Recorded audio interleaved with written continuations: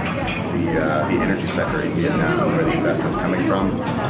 With a lot of the free trade agreements that have come into Vietnam in the last year, there's a lot of opportunities, but there's a lot of challenges. And I think that so far many of the speakers have addressed the challenges in particular that need to be overcome and really in order to realize those opportunities.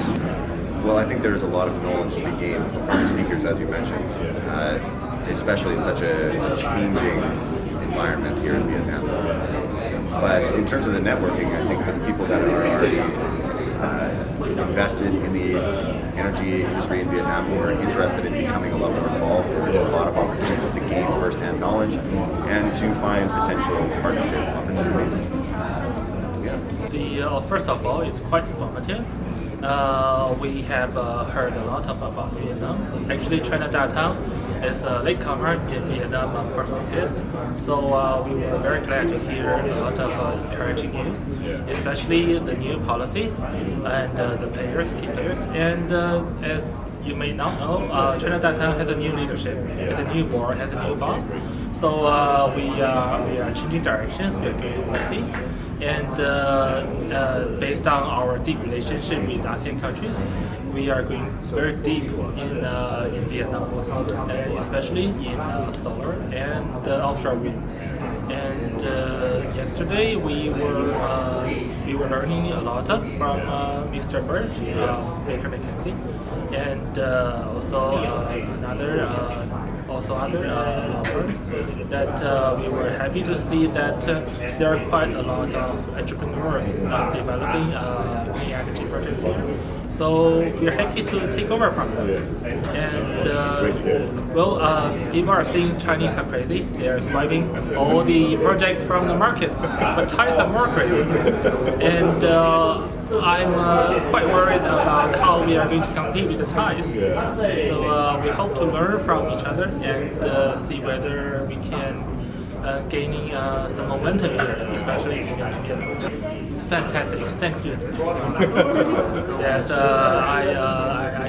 my sincere gratitude to every single of you. It makes my trip very pleasant and makes my day very helpful here. It's a learning experience for me.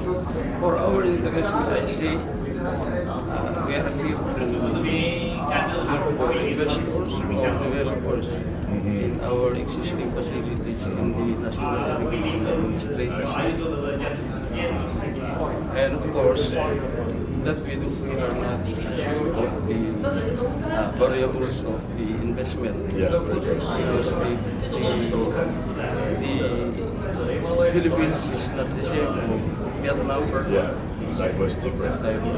And whatever would be the environment in the Philippines, it will depend on the proposed investor. This morning is very beneficial. Meaning a lot. How everybody and delegate can understand the situation, especially about the legal aspect. It's very good for every investor. I just meet some of them, talk to them, and they all agree that the content of the meeting is very useful for them. And because of the investors come all over the world, they have no information, and each country have its legal aspect, its each country have developed in their way. So they just know the situation, decide how to invest and invest or not. Well, we've heard some great papers today talking about opportunities in the renewable sector in Vietnam.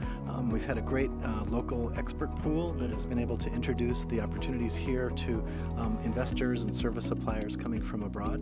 Among the other things, we heard about how to finance renewable energy projects, where the standard power purchase agreement stands today, and what are the risks that make it bankable or not bankable.